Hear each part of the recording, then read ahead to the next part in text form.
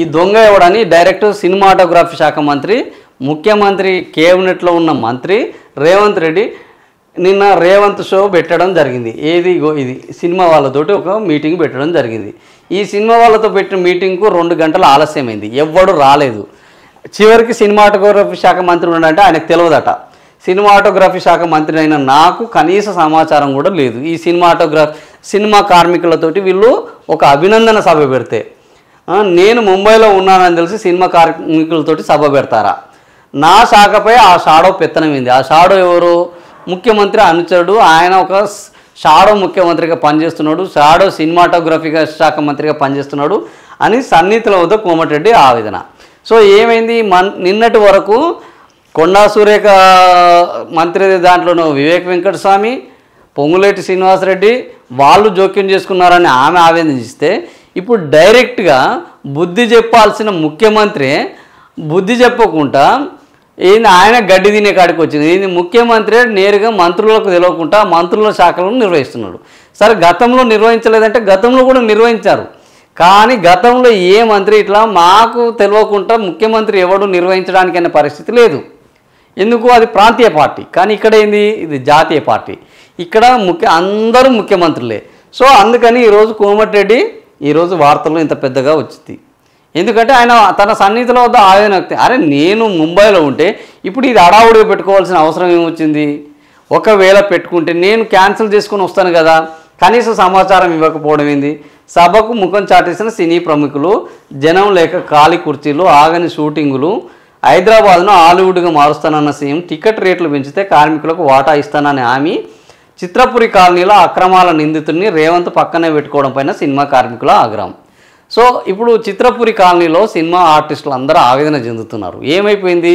Chitrapuri colony cinema ఆర్టిస్టుల కోసము వాళ్లకు ఏర్పాటు చేయడం జరిగింది. దానికి ఒక సినిమా పెద్ద భూమి ఇవ్వడం జరిగింది. ఆ భూమిలో వీళ్ళు ఒక హౌసింగ్ సొసైటీ ఏర్పాటు చేసుకున్నారు, చిత్రపూరి హౌసింగ్ సొసైటీ.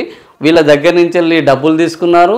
ప్రభుత్వ సహకారంతో చిత్రపురి కాలనీని నిర్మించారు. కానీ ఈ చిత్రపురి కాలనీలో ఎవరు ఉంటున్నారు అని అంటే కొంతమంది గద్దలు అక్కడ పాగా వేశారు. ఎవరు? సినిమా కార్మికులు చాలా బలహీనంగా ఉన్నారు. వాళ్ళు ఈరోజు పనిచేస్తే తప్ప రేపు తినే అవకాశం లేదు. అలాంటి సినిమా కార్మికులకు సంబంధించి వాళ్లకు కొన్ని డబ్బులు చేతికిచ్చి వాళ్ళ రిజిస్ట్రేషన్ నెంబర్లు తీసుకొని వాళ్ళ పేరు మీద వీళ్ళు ఇల్లు బుక్ చేసుకున్నారు. ఇప్పుడు ఈ బినామీలంతా చిత్రపురి కాలనీలో మొత్తం మెజారిటీగా ఈ బినామీలో ఉన్నారు. ఈ బినామీల సంగతి తెలుస్తాము అని ఎవరు? ఈ రేవంత్ రెడ్డి గత ఎన్నికల సమయంలో ప్రచారం చేశాడు. చిత్రపురి కాలనీలో సినిమా ఆర్టిస్టులకు న్యాయం చేస్తాము, ఈ బినామీ దొంగల్ని పారదోలుతాము, అక్కడ సినిమాలో ఎవడైతే కష్టపడుతాడో వాడికే ఇళ్ళని ఇస్తాము అని పెద్ద పెద్ద కోతలు పోశాడు. చివరికి సినిమా పరిశ్రమ వాళ్ళు కూడా నమ్మారు, గెలిచారు. గెలిచిన తర్వాత ఏంది? 23 నెలలు అయింది, ఒక్కని కూడా వెళ్ళలేదు. ఎవడైతే చిత్రపురి కాలనీలో అక్రమాలకు పాల్పడ్డాడో వాడిని వెంటేసుకొని ఇప్పుడు తిరుగుతున్నాడు. దొంగ వెంటేసుకొని తిరుగుతున్నాడు. ఇక ఇప్పుడు వాళ్ళకి ఎవరు న్యాయం చేయాలి? సో అట్లా ఈరోజు అక్రమాల నిందితుని ఈయన వెంటేసుకొని తిరగడం పట్ల ఇప్పుడు సినిమా కార్మికులు నిన్న మనం చూడడం జరిగింది. కొవ్వొత్తులు పట్టుకొని ఎవరు మురళీమోహన్ వాళ్ళందరూ వెళ్ళి బాబు మా ఫిల్మ్ ఛాంబర్ని రక్షించండి, మాకు ఎన్నికలు నిర్వహించండి. ఈ ఫిల్మ్ ఛాంబర్లో ఉన్న పెద్దలే ఇప్పుడు ఆ చిత్రపురి కాలనీ దొంగల్ని కాపాడుతున్నారు. మాకు ఎన్నికలు జరిగితే మళ్ళీ మాకు కొత్త కమిటీ వస్తే ఆ దొంగల పని అన్న ఈ ఫిల్మ్ ఛాంబర్ వాళ్ళు పడతారు అని వాళ్ళు అడుక్కునే పరిస్థితి వచ్చింది.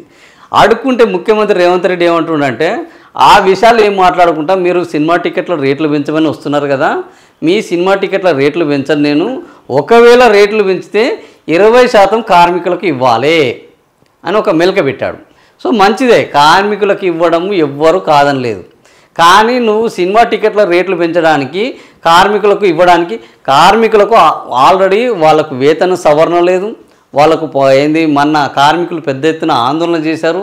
ఆందోళన చేసినప్పుడు మాకు పని గంటలను నిర్దేశించండి, మాకు కనీస వేతనాలను అమలు చేయండి, ఇవన్నీ ప్రభుత్వ ఆధ్వర్యంలో ఉన్నాయి.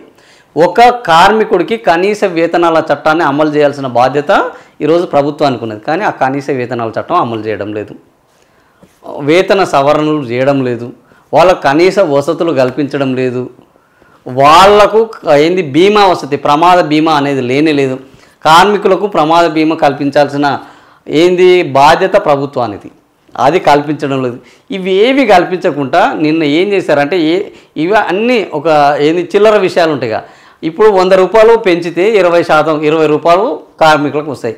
ఆ 20% నిధులతోటి కార్మికులు ఏమన్నా బాగుపడతారా? ఇవి అన్నీ ఏంటంటే వాళ్ళలో ఒక వీల వేసి సపోర్ట్లు కొట్టడానికి పనికొచ్చే ప్రకటనలు. వాస్తవానికి మూలాల్లోకి వెళ్తే అసలు ప్రభుత్వం చేయాల్సిన వాటి నుంచి అన్నిటి నుంచి ప్రభుత్వం తప్పుకొని కార్మికులకు 20% వాటా ఇస్తే మేము టికెట్ల రేట్లు పెంచుతాము. టికెట్ల రేట్లు పెంచుతామంటే వాడు 500 పెంచమంటాడు. అందులో 20% వస్తే వీళ్ళకు ఎన్ని రూపాయలు వస్తాయి? 200 టికెట్ 500 వస్తే 300 రూపాయలు వాళ్ళకు వస్తాయి, 60 రూపాయలు వీళ్ళకు వస్తే 240 రూపాయలు నిర్మాతకు వస్తాయి. దానివల్ల వీళ్ళకి ఒరిగేది ఏమున్నది? ఏం లేదు. ఏంటంటే జనాలను మెస్మరైజ్ చేద్దాం ఎంతసేపటికి.